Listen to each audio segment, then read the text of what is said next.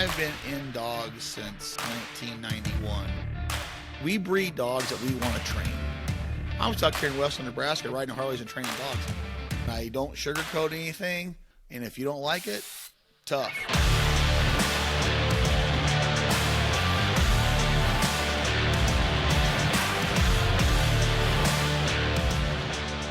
Welcome to another episode of the Flatlander Kennels podcast with Chris Jobman. My name is Elliot, and I am here with Chris Jobman. Chris, how's it going today? Hi, Elliot. How are you, buddy?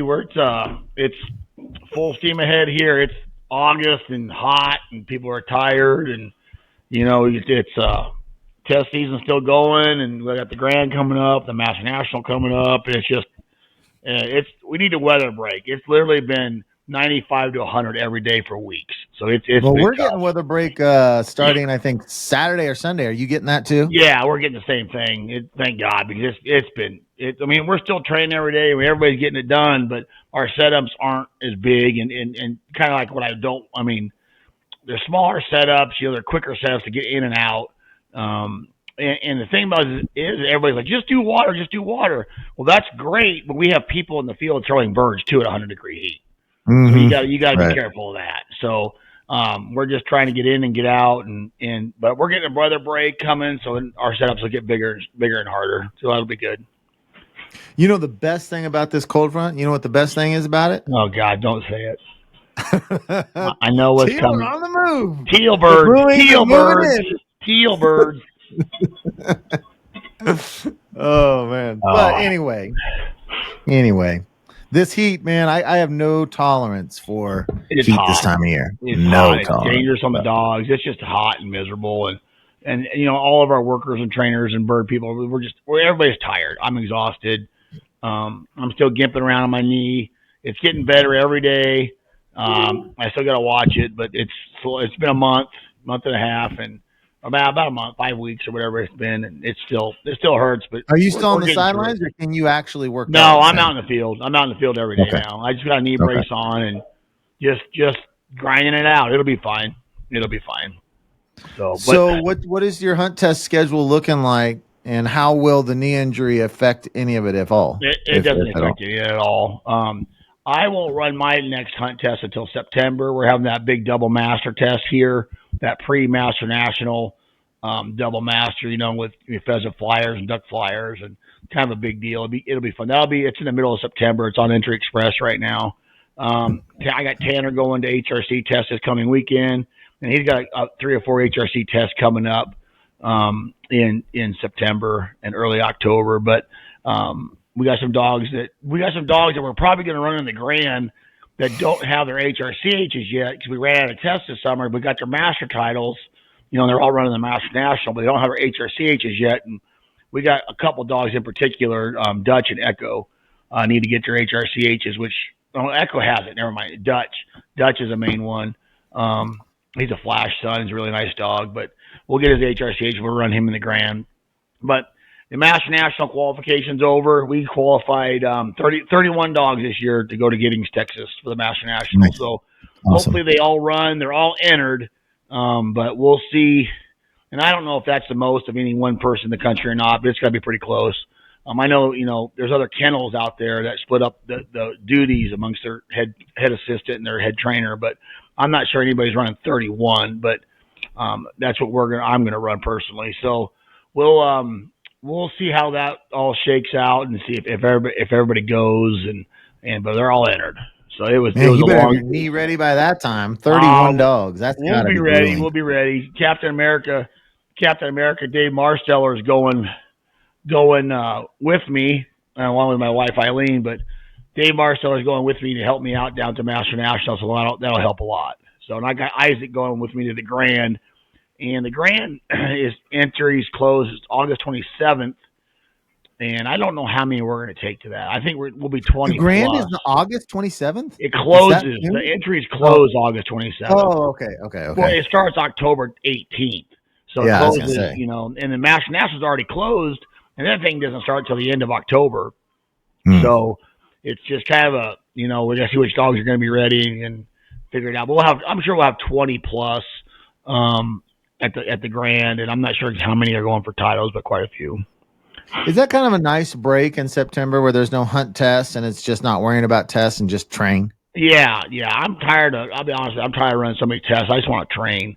Yeah. Now Tanner's gonna be hitting the road a lot, and he's gonna be banging out some HRC dogs, some young seasoned dogs, some young finished dogs, and he'll be on the road. But as far as me, I'm not going anywhere until we leave for the Grand. I think we leave October 13th, or somewhere in there. Me and Isaac leave October 13th, and I won't be going anywhere until then. We got that double master here, but I'll be honest with you, them dogs ran a bunch, and we need to buckle down and start preparing for the national events. You know how everybody out there knows how when you're chasing that qualification and stuff, you don't get to train a lot. You just kind of holding them together and hoping they pass. Right. So yeah, but it's this weather. I can't wait till this weather breaks a little bit. It's been hot. It was 95 or 98 here today. It's been like this every day. It's like that. I just don't even want to go out of the house. I just can't. I have no tolerance for it in August and September. And where you live is a lot more humid than here, but man, people don't understand. We're at 4,000 feet of elevation, and that sun just bakes you out here. It just wears you out. So, so don't be bitching about the heat because teal season's coming and dove season. So you'll be out in the middle of that crap. Oh, you'll go hunting when it's hot out and it's teal season. Yeah, we'll have it done we get out of there pretty quick. It doesn't take long. Yeah. We got a dove hunt on September 1st, so I'm looking forward to that. Oh boy, that's coming up quick. Yeah, it's supposed to be only like 83 that day, so we're getting lucky.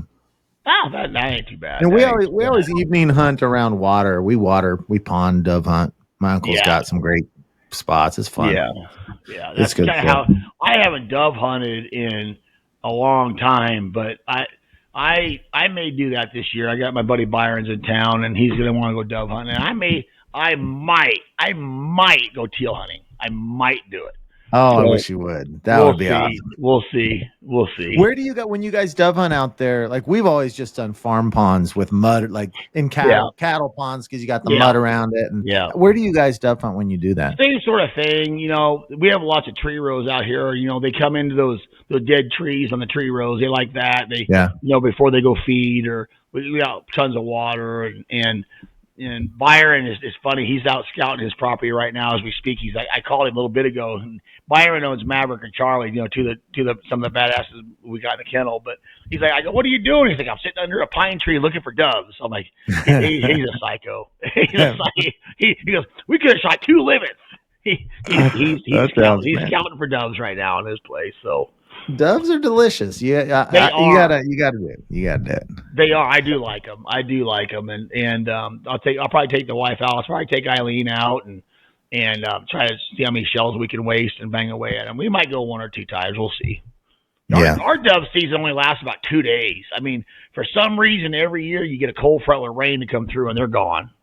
It's just, you get a few nights in the 50s, which I'm actually kind of worried about it because next week we have 3 nights in the mid 50s. Good. And my experience is you get many nights in the 50s and they're gone. Yeah, they're gone, and you get a little bit of drizzle or something with it, and they're out of here. They don't even. Now there's a bunch around. There is a bunch around, for sure. Like when they get out of here for us, it's not like they're replaced. It's weird. Like once they're gone, it's just they're gone.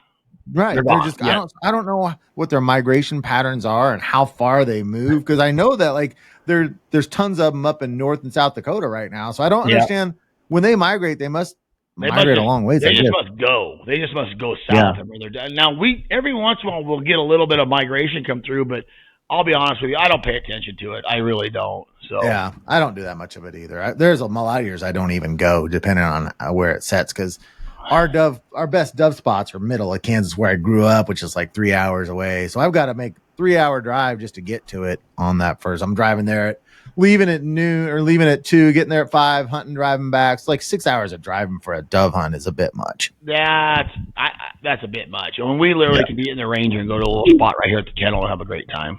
Yeah, I wish I had our best dove season ever out here is when my neighbors had a big patch of Canadian thistle that was a couple acres, and it, of course, it dried out and everything. And them doves were coming in there by the hundreds. It was unbelievable. We sat there in a little tree row and just wore them out. It was fun. That's cool. It was fun, and it was like 200 yards from the house.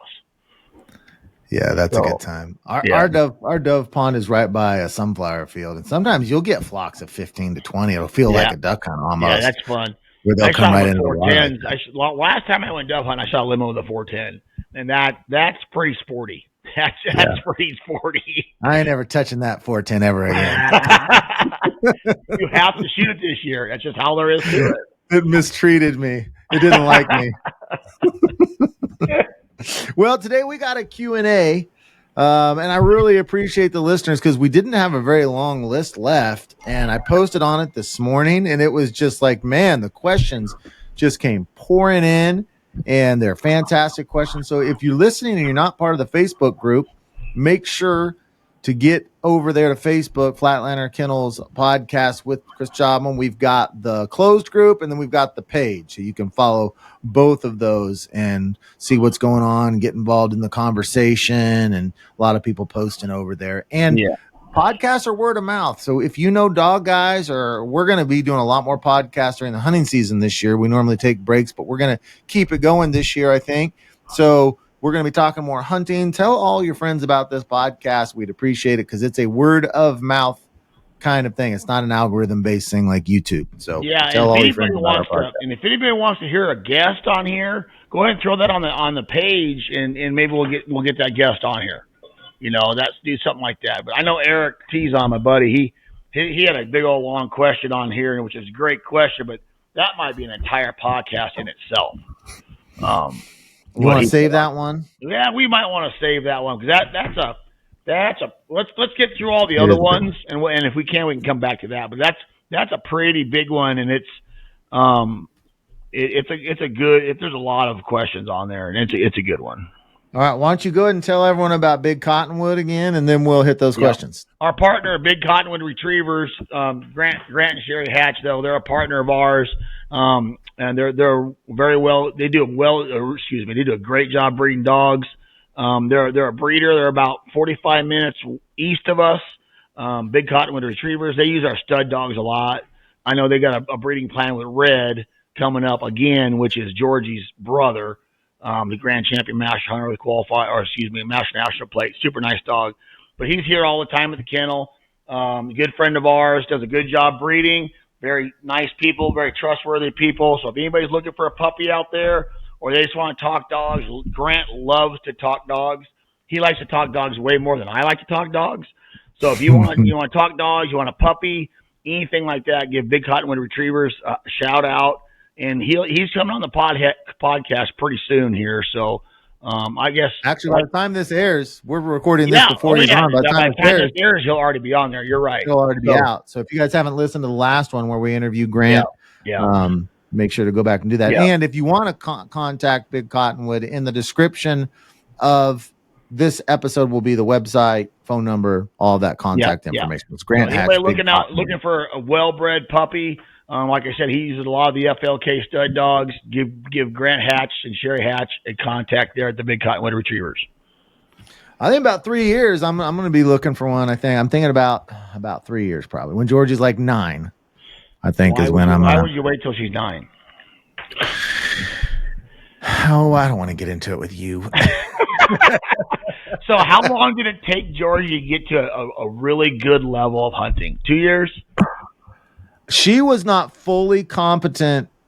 Like her casting that I was seeing during training did not fully translate in the field until she was like 4. Okay, so then why would you wait till 9? I'm lazy. I'm 13. Yeah. I don't want to get it. We'll talk about it. We'll talk more about it. That's common sense. I mean, there's not a lot. Common sense isn't very common anymore. But this is the problem I've run to in my career. Is everybody's like, "Hey, I'm gonna wait. My dog's 10 years old. I need a puppy." The next thing you know, that dog something happens to it, no longer can hunt, and now they're trying to take a 7-8 month old puppy out and hunting because they have no choice. Where people have a nice dog like you have, Georgie. And let's just say she gets to be 8 years old. Now that's a good, 7, 8 years old. That's a good time to buy a puppy because you have the best of both worlds. You have a young dog puppy coming up that you're actually training, and you're not taking her teal hunting at 6 months old and causing bad habits. You already have a nice, great hunting dog, and it takes the pressure off your young dog to be built correctly and then mature. And then once Georgie's kind of retiring, your new puppy's 3-4 years old and just could fall right in there and keep going. Because everybody starts panicking. They start panicking. This came at a perfect time. See, my wife is not a dog person, and she was actually in the room when you were saying all of that. Good. So I'm hoping that she was. I'm hoping she was. I mean, that's how because what ends up happening is when all of a sudden you've got let's say something happens to Georgie, he gets old, gets hurt, or whatever. Now you're panicking. You don't have a hunting dog. Right. That's I always try to tell people 7, 8 years old, start another one, and by give that for that young dog. I can probably move it up here. Yeah, I will say Georgie was a badass before she was casting. Her casting was, especially the first year. The first year she hunted, I just stopped casting altogether, and then the next few years she was still kicking ass. It's just the casting just didn't translate like it was in training. Yeah, it takes a while. It takes a while. It was really surprising to me that how hard it was to get. How many more cast refusals I would get in hunting than I would ever get in training. Do you have any idea why that is? Excitement. So in training, I'm not the same routine. Yeah, in training, your handling and stuff is almost like drill form. Even if you're training, it's almost they know they're training. They got their collar on. They know they're training, and you're focused. So your focus as a handler when you're training is so much better than your focus as a hunter. Because when you're hunting, you're looking for other birds coming in. You're working about your partner. Or shoot here, be safe there. Go get the bird. Okay, there's more birds coming in.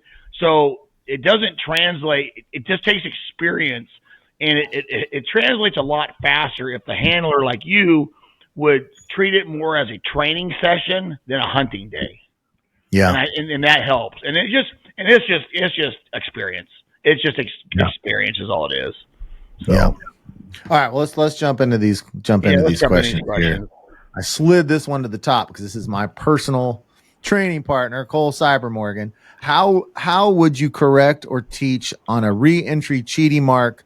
The dog goes towards the second piece of water like it is going to get in correctly, but at the last second skirts it, and at the end just barely gets its feet wet. So there's two different rules of thumb out there. So I'm of the if he's listening to this podcast, I am under the impression. So when a dog makes up their mind, so when it hits the first piece of water, leaves the second piece of water, when that dog makes up its mind to cheat the second piece of water, that's when you intervene. So that's when you stop the dog immediately. And if you're a little bit late on that stop it, call it back a little bit, give it a light correction, and cast it into the water. And there's other people that they wait till the dog cheats the water, gives them a correction, and then that's when they do it. I like to teach it. So that's when people are like that. So you have two different rules. When a dog cheats the water, so there's some people that wait till the dog cheats, they correct the dog, and they're kind of almost telling the dog where not to go. They're teaching the dog, do not go over here, do not go over there, do not go over there. And if you teach that method in tech water, especially, you can really cause problems because they look out there and they see everything is a boogeyman. It makes them nervous. I like to teach a thinking dog. Like we said it 1,000 times on here. So as soon as the dog makes up its mind to cheat the factor, the second you see it go to cheat the factor, stop the dog, give it a light correction, and handle the dog into the water. Now you're teaching that dog, the second it makes up its mind to cheat, you're changing that dog's mind and you're putting it back in the water with a light correction. Or you can use attrition. You don't always have to use pressure. You can use attrition too. Stop them, call them back, cast them in. But whatever you do, don't use a lot of pressure and hard pressure because then the dog just bails in the water and it forgets the teaching lesson. It just dives in the water to be safe. So that's how I would teach that. And then I would rethrow it. And do it again. That's a cheating single. You just repeat those marks. You teach the concepts. So that's how I like to do it. With being able to see when they make the decision, is every dog different? You're looking for body language. You're looking for lead. You'll see them. Yeah, you'll see them. Like if they're going, let's just say they're running at, the entry is at 12 o'clock, and you see them turn. You see all of a sudden they're in the left lead at 12 o'clock. So they're running at 12 o'clock in the left lead, and then the cheat is like to 1 and 2 o'clock. So that's the cheat. The second they're in the left lead, that in going into 12 o'clock means they're fighting the factor. The second you see them change to the right lead, that's telling you they're going to the 1 o'clock or 2 o'clock and they're going to cheat. The second you see that, they're telling you, if you're paying attention, their body language will tell you when they're going to cheat. Or they'll turn their head. When they turn a lot of times if they're going at, say they're going at 12 o'clock, they're in the left lead. The second you see them turn their head to the right, like to 1 or 2 o'clock, I guarantee you when they do that, they change their lead. They're telling you that's where they're going. The second you see that, that's when they've made up their mind. You stop them, and by the time you blow the whistle, I guarantee you they've gone 10 more feet, and they're in the cheat already. You stop them. I would call if they get too far, I would call them back to where they made that decision. Give them a light correction, handle them in the water, then repeat the bark. Now, if you can catch them quick enough, stop them immediately, give them a light correction, cast them in the water. You don't have to recall them. But if you don't catch it quick enough, you need to do a little recall. You got to really, when you're doing just tech stuff, I got, Dr. Captain America Marsteller is coming over tomorrow, and we're doing a bunch of cheaty stuff because he likes all that technical work. And we do a lot of that stuff. And try to teach a thinking dog, and you got to really pay attention to when the dog does or when the dog tells you. You got to really be paying attention. How are his dog's careers doing? Is he? Oh, they're great. I'm taking Mag to the Grand and the National. He's running Ray in the National. He's got some nice young dogs coming up. Nice. He's doing a really good job. He's a student and he loves it. He's up here all the time, and it's funny. So. I'm gonna turn this so the people that watch this, look at this picture. Look at this picture. You see that up there? You see this picture right here? Yeah. That's Dave Marsteller as a little kid. You've got it hanging in your Yep. Hang on. I'm gonna go get it. Hang on a second. Go get it. I'll tell you what, if you're gonna be Chris's friend, you better be ready for some torment. So this is Dave Marsteller as a little kid. So he literally lives with us right here. He hangs out in the house. I put him on the chair right here.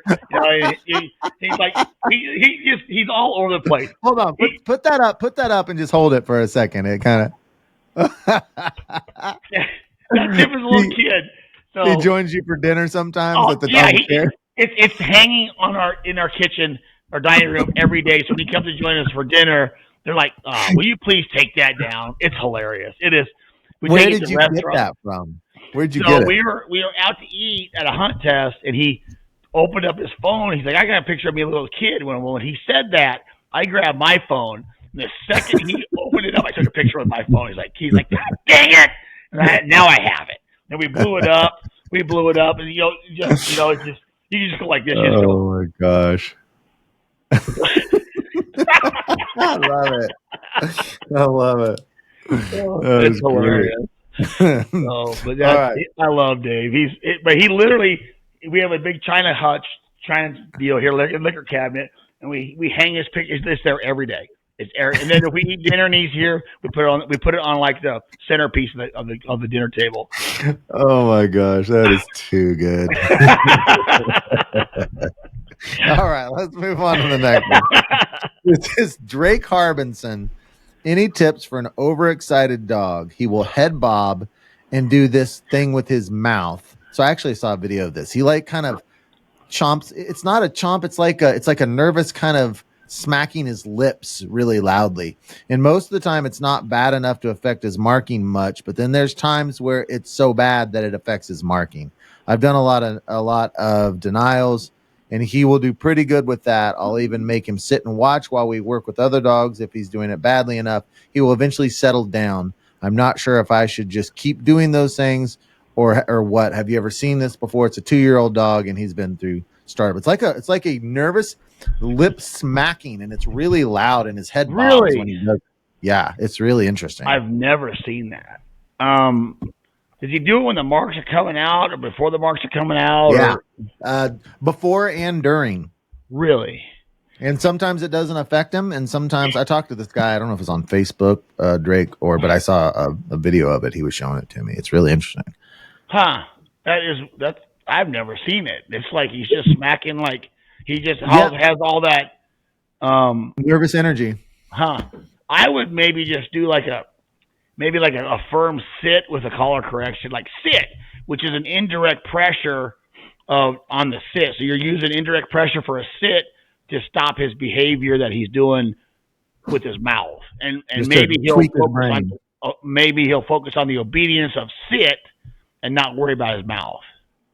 Now, if you're doing that, and the first time you're doing it, and let's say you have someone throwing the mark for you, you do sit, and he sits and he stops for a second, and then he starts it again, and you just repeat 3 or 4 times and try to just it's like a dog. over and over. It's like a dog that has vocal issues. Like Yeah. he doesn't get a mark until he's quiet. It's the That's same exactly sort of what it problem. Yeah, it's the same sort. And now I've never seen that problem, but it's just nervous energy. Yeah. But like I said, I would use indirect pressure on sit, and then if he doesn't do it, if he starts doing it, no, sit, and make him sit, or you could use a healing stick, and you could say whatever. There's no direct way to fix this, if it ever can be fixed. It might just have to be subdued a little bit, but you might be able to sit with a healing stick, sit. Mhm. Sit, and when he's doing that, and if he's not doing it, throw the mark, sit, whack, or e-collar, and if he doesn't do it, send him on the mark. But if he starts doing it, then don't send him. Maybe take him off the line, bring him back out, do it again until he sits there quietly and nicely without doing that, then send him. That's going to be a really, really hard fix. Hopefully, it hasn't become hopefully it hasn't become too bad of a habit. So, have you ever noticed with these types of things, whether it's a vocalization, that giving them more exercise more often? Like, I wonder about Georgie some, because she has a little whine, and because there'll be some days where we go 4 or 5 days and she's just on the couch and she's so calm inside and so amped up outside. I wonder sometimes it's like this energy because she's so chill in. Like, if I exercise her more frequently, it might. It would ease some of that. I know what you're saying, and it might, but those fixes, like noise fixes, those fixes like he's talking about, there's no set way to do it. You've just got to figure out what works. And I'll be honest with you, if it's become a really bad habit, nothing might work. I don't know, and I hate to say that, but nothing. I mean, that's the honest truth. Nothing might work. I don't know. Have you heard of people using like vinegar and like in a spray bottle? No, I haven't. I had someone tell me for whining they would take it hunting with them with like a vinegar and a spray bottle and spray them in the face with it. That way they can't smell any birds when they go get them. I don't know. I mean, you spray vinegar in my face, I'm gonna bite you. Like it's. But I mean, if you spray vinegar in their eyes, I mean that's gotta burn, I would think. Or if you put it in their nose, how they gonna smell a damn bird? Right. Yeah. That's why you need to get a dog before Georgie's 9, so you don't have to take them teal hunting and when they're not mentally ready. That's not what did it. I'm convinced it was my nervous energy that did it. I don't. Is what don't I think. So okay, whatever you think, you're the expert. She was 16 months old. Okay. And you've seen that video. It was when you say teal video, you're envisioning like guns blazing all over the place. Literally, it was like one shot at a time. Pop, go get a bird. Pop. It couldn't have been more controlled hunt than what it was. But you always portray it like it was this chaotic teal hunt. It wasn't. Yes, it was. Yes, it was. Dave, all right. Dave, Did you just drop Dave? Sorry, Dave. You should get multiple of those and use them for target practice. He's taking a picture of Dave for social media, I think. All right, moving on. This is getting out of hand. Dakota Swanky. Like most amateurs, as myself, when setup drills, marks, mock-up test. I don't know, we need some punctuation in here. Like most amateurs, as myself, when setup drills, marks, mock-up test given on a piece of property, whether water or land, what are key points of factors that influence the dog as well as helping the handler to determine bird placement? Does that make sense to you? No, one more time. Didn't it? Okay. I'm having problems with this first sentence because, all right, like most amateurs, as myself, when setting up drills, marks, mock-up tests given on a piece of property, whether it's water or land? What are the key points or factors that influence the dog, as well as helping the handler to determine bird placement? Okay. That's a hard question. And setting up marks or mock tests, whether it's water or land. There's two different types of trainers out there. There's trainers that come up to a property and they see the first thing they see is blind retrieves. And there's other trainers like myself, when they go to a property, they see marks. So some properties are going to lean towards more marking setups, and some are going to lean more towards blind setups. So you got to figure out what's the best way and what your dog needs to work on. I don't set up mock tests. So I don't really set up mock tests. We don't really do that. We train, we very seldom do we run a triple, that sort of thing. We train like a football team. Football teams don't scrimmage every day. So we don't scrimmage every day. We break it all down and then we put it all together. We don't really set up mock tests. And I don't really set up drills. I'm reading this again. So the key factors that would influence is what kind of terrain do you have? Do you have a great marking terrain? Then I would. You don't always have to run blind retrieve. So there's a lot of days we just run marks, and there's some days we just run blinds. So whatever the property is influenced. I don't know if I'm answering this right because it's a hard question to understand. I think. So it depends on bird placement. Let's just talk about. So if you have a young dog and that dog is starting to learn how to really mark. So what I like to do with those dogs is you put kind of hard to get to but easy to find. And the other dogs maybe that need to learn how to hunt a little bit better, maybe it's easy to get to but it's hard to find. They got to really dig it out. Now when the dog gets advanced, then you start getting into the hard to get to and then hard to find. So you always start out, usually you start out really easy to get to, really easy to find. They're babies. Then you go hard to get to, easy to find. Then it's easy to get to, hard to find if the dog has trouble hunting. Then you get into hard to get to, hard to find. And if you're running blind retrieves, and let's say you're having a really advanced dog, you throw birds where they don't want to go. And then, so if there's, if you throw one mark out, you throw it out right to left, the wind's blowing right to left, and you have a mowed strip, maybe you're throwing that bird over the top of the mowed strip, and if they run down that mowed strip, they don't wind it. You do stuff like that. It all depends on what the property, if you've got a big side hill, throw that bird up the hill, make it hold the hill. Maybe you're doing keyholes, something like that. It depends on what you're doing, but like I said, that's a hard question to understand. Okay. Yeah. So. Let's move to the next one. Yeah. Sean Ritchie, being from Western Oklahoma, Sandburrs, goat head stickers are everywhere. 90% of properties that aren't strictly manicured or treated for them are full of stickers. How often do you run into them during hunt tests and hunting in different locations? And how do you manage the issue? We try to stay out of them. We don't want to get anybody hurt. I remember running a hunt test in Colorado one time. We ran a master test, and the judges threw this test, and I could not believe it. They threw it in a field of goat heads and cockaburrs. And, of course, I was running some flat coats and some goldens. And I'm going to tell you, we had dogs fail just because they couldn't get to them. The only dogs that passed those tests were the dogs like Flash and Vader and those dogs that were psychos and they don't care anything about their body. Which is not always great, right? You need to care about your body, but these guys threw this test, and there was literally dogs, Elliot, that ran out to the market and just stopped. They could not move anymore. So stay out of them because you get those things, those splinters and those stickers snap off in their pad. Now you got infection, you got all kinds of stuff going on. I would just stay out of them.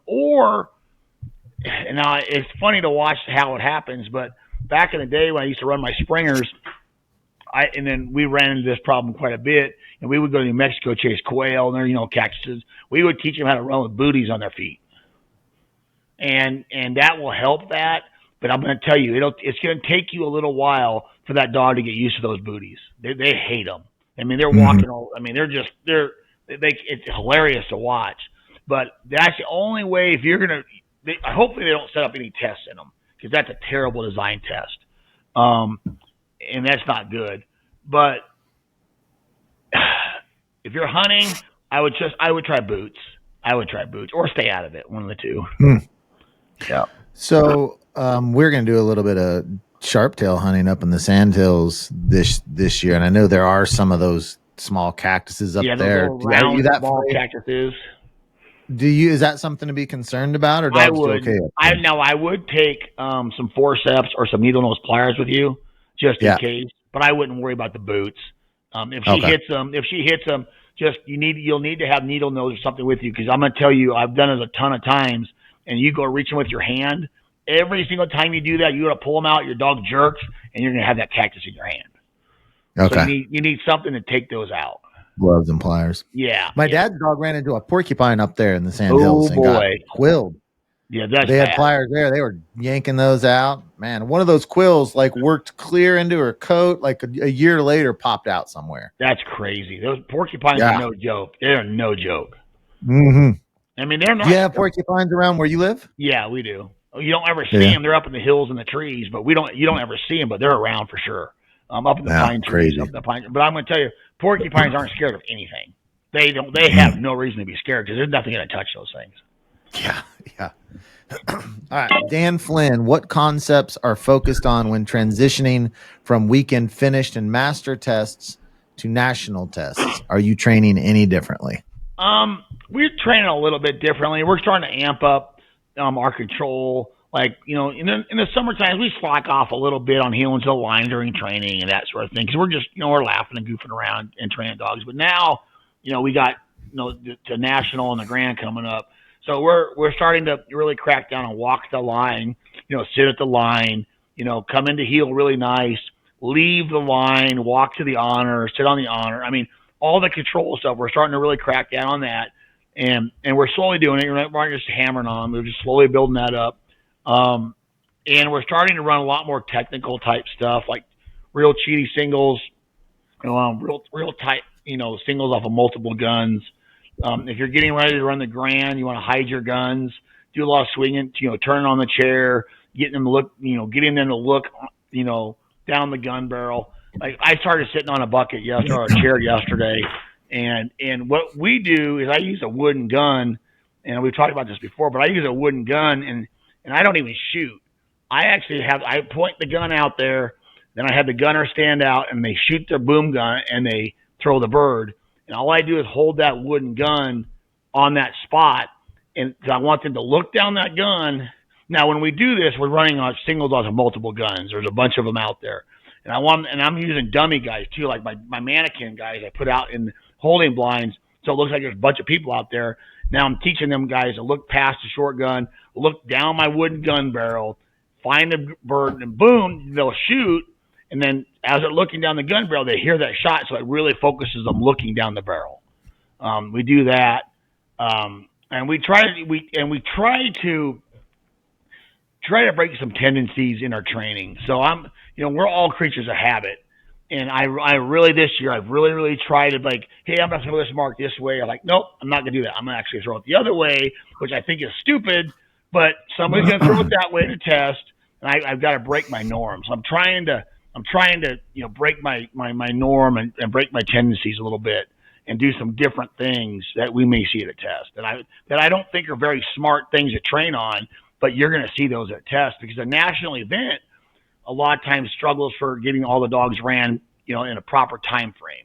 So a lot of times you see some goofy stuff that they're a little bit contrary concepts because we got to get them all ran. So you got to train a little bit contrary sometimes, whether we like it or not, so. All right. Next one's from Eric T's on, but we're going to hang on to that one for a different time. Actually, Eric's joining me for an episode of the North American Waterfowler podcast. By the time this episode airs, that'll be out on the North American Waterfowler. So if you want to hear a full interview with Eric that's not full of Eric and Chris going at each other's throats, then North American Waterfowler podcast. Yeah. Well, you might as well just call the North Platte River Hunter podcast because he doesn't shoot anything in Missouri. You might as well just call that Yeah, the I North, think he's North more of a Platte trainer River. than a duck hunter. I don't Yeah, know. yeah. He's a good duck hunter. He loves to do it, but he likes to shoot those geese too. But he hunts out here a lot with me. We have a lot of fun. Yeah. All right, let's move on. I need to have you back on the podcast here real soon for some Let's do updates. it. I don't know if you saw it. I had Chris Rudd on. You know who he is. He runs the Hunt Test Hobo podcast, and we just talked about British labs versus American labs. Yeah, I've not on that listened to episode. that. I should listen to that. I've trained a pile of British dogs, and they're very, very different. So I don't care what anybody I would says. love for you to hear that episode and give me your feedback on what your thoughts were. That would be interesting. Yeah, I'll to listen me. to it. I'll listen to it. All right, Ryan France, let's take a break from the training. Oh, I'm excited about this one. Let's take a break from the training for a question. Give us your top 3 memories hunting with a dog. Stories you haven't told. Treat it like you're sitting around with after a hunt, chilling and just reminiscing. He wants a second question too. We'll see. Let's get this first one done. We'll see if we have time for a second. Give us a top 3 memories hunting with a dog. That's hard. I've been doing it for so long. I'll tell you one of my biggest memories, and I don't remember how long ago it was, but my oldest son Caden, who is now 23, he's a hunting machine. He started hunting with me when he was 3 years old, and he sat in a car seat in a duck blind. And I'm not kidding you. He was 2.5 years old, and he sat in a car seat in the duck blind. He at 8 years old, he killed his first duck. He used to run a dog named Pistol, who was his dog. She's a grand champion, master hunter, qualified LA. She was nice, and he would run her, 8, 9, 10-year-old kid running this dog. That's cool. That was a really good memory. Does he still run dogs when he hunts? Yeah. So his latest dog, Spank, just passed away a few weeks ago, and he was a grand champion, master hunter, M&H too. He just passed away. I think I'm going to let him hunt Clutch this year. He needs a dog, and of course, Clutch is a grand champion master hunter with a plate. So his hunting dogs aren't your normal hunting dog, right? They're pretty nice dogs. But one of the fondest memories I've got is, and Eric Tizon was there when this happened. He was running a dog named Goody, who was owned by Eric Talley. He was a fantastic animal. She was a grand retriever champion, master hunter, M&H. And I was running Breaker, who was probably the best dog I've ever touched. He 4-time grand champion, M&H4, qualified all ages, the whole deal. And we were running those dogs together. So he was running Goody, and I was running Breaker, and that was those dogs' last hunt in their life. Oh, wow. In their life. And he's got we got some phenomenal pictures of that. That was a fantastic memory. That was each one of those dogs' very last hunt. They all passed away less than a year later after that, and they were unbelievable animals. Goody was a beast. Breaker was a beast. So that's a really fun memory. It's so hard. I remember out there on the Platte where we hunted. How far? Because when I hunted with you, there was never any ducks that really went a long way. Some of them went like 80 yards. But have you ever had any retrieves out there that they sail? Oh yeah, and when we're in the pistol blind. So that pistol blind is named after Caden's pistol dog that we hunted in the pistol. So we ran blinds all the way across the river and sent them up in those trees, and then we lost them. We would lose them. They would be all the way up in those trees. And we would just kick them off, and they'd be 300-400 yards just running through the trees, and we would lose them and hope they just found the bird and they winded the bird. Yeah. Sometimes they did, sometimes they didn't. But we've sent I remember one time Jet, he was a beast, 9-time grand champion, M&H, the whole deal. And that's Vader's dad and Puck's dad and all them great dogs. And we shot a bird on the river, and I'm not kidding you, I'll bet he was 600, 700, 800 yards downriver chasing this damn cripple. and I'm running down the river, trying to get him, and I'm like, I lost him, man, 'cause that's dangerous. And next thing I know, 20, 30 minutes later, here he come back with that damn thing. That's awesome. So it was cool, but that was pretty dangerous. I was worried about him actually. He was so far he couldn't hear me. But that's a good memory. some of the really good memories I have still weren't even client dogs. They weren't even my personal dogs. I remember Tom Roth, a good friend of mine, a client who's passed away a number of years ago, had a dog named Deke. He hunted with all the time. It was super fun to watch those two hunt together. Byron Hassel and Maverick, Anthony Ghost and Granger, all these clients I get to watch and that are members of our club as well hunt their dogs and learn how to do it. That's, to me, it's almost, it's so monotonous almost. I do it so much. I remember watching Breaker dive for ducks in the river and go completely underwater for 10, 15 seconds. Like there's so many memories that it's hard to put in. It's hard to think about them all. Yeah, if you used my app, you could have dog for dog in there. Picture of the dog, how many retrieves it had over 10 years. You'd have all the number of retrieves. You'd have pictures of your dogs. I can't get you to do it. You're too busy You're too busy thumbing it in with your notes on the little yellow pads that'll never get looked at again. I'm old school. I write stuff down. You'll never go back and look at those notes, man. They're just there. I might. They won't. North American Waterfowler app, you can track the dogs, then put their picture in there, how many retrieves they got. Anyway. I remember one time I was hunting a dog named Pearl, who we still own, who is a Grand Retriever champion, MNH6, Master Hunter, the whole 9 yards. She's great. She's 13 now or whatever she is. She's getting ready to run her last national. And it was so cold, Elliot. I was scared to death. The river was slushy, and I shouldn't have had her out there. And she chased this damn crippled goose, and she had it in her mouth, and the river was so swift. There was this big log jam coming up, and it was probably 15 yards wide. And I'm like, oh my God. She caught that goose and went under the water. I'm like, oh my God. I was getting ready to jump in, and she popped out the other side of that damn thing. Oh, man. With the goose in her mouth, brought in like it was no big deal. I could not believe it.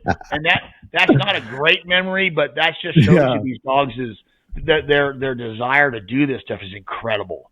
And I'll be honest with you, we shouldn't have been out there that day with her, but I had to go try to get that bird, and I was running down the bank with her, and I was quarter of a mile or more down the river chasing this damn bird with her.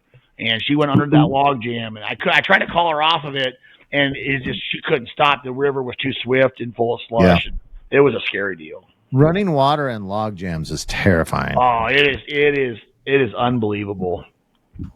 Well, his second question, he's asking, do you have any dogs that you wish you could have a do-over on? He says every trainer has one. Man, I will tell you, when my career first started, years and years and years ago, I had this black male, and I can't remember, his name was Zeus, and he was the most gorgeous black dog you ever seen. And he was out of NFC Max Surprise, and I was a very young trainer, and he was a lot of dog. He was too much dog for me, and we got his HRCH on him, but that was it. And I just wasn't a good enough trainer at the time to deal with his power and his go. And I wish now I would have that dog back, because I think that dog, it was so long ago I could be overthinking it or living in my head that it's more than it was. But I remember that dog. And he was a beast of an animal, but he was just too much for me. And I couldn't control him. But I think I would like to have that one over for sure. So, all right, Ryan Ashley, do you change any of your training techniques, especially collar conditioning, when working with Chesapeake Bay Retrievers? Thanks for the ad. As always, good content. No, they do.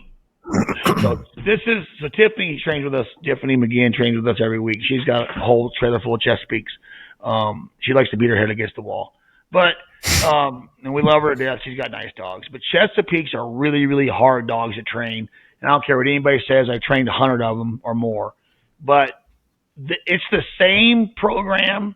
It's the same. Everything's the same. All the steps are the same. Everything's the same, but the delivery might be a little bit different.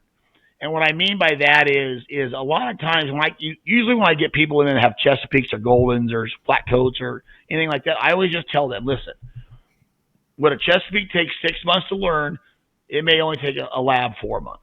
You have to. And it's not that they're not intelligent. It's not that they're not smart. They just learn differently. You can't shove it down their throats. You just can't do it. They resent you. I've made a grand champion Chesapeake named Suede, Master Hunter. She was one of like 3 or 4 in the world when I did it. She was a fantastic dog. She didn't know she was Chesapeake.